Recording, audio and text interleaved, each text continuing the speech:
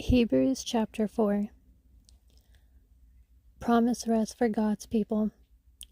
God's promise of entering his rest still stands, so we ought to tremble with fear that some of you might fail to experience it.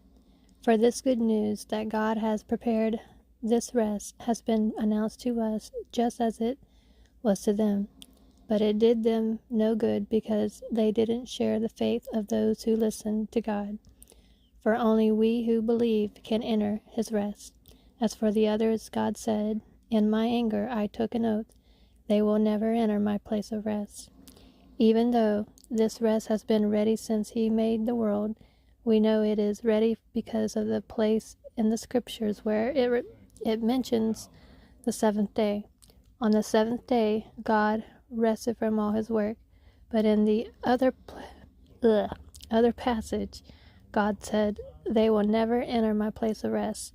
So God's rest is there for people to enter, but those who first heard this good news failed to enter because they disobeyed God. So God set another time for entering his rest, and that time is today. God announced this through David much later in the words already quoted. "Today, when you hear his voice, don't harden your hearts." Now, if Joshua had succeeded in giving them this rest, God would not have spoken about another day of rest still to come. So there is a special rest still waiting for the people of God, for all who have entered into God's rest have rested from their labors, just as God did after creating the world. So let us do our best to enter that rest, but if we disobey God, as the people of Israel did, we will fall.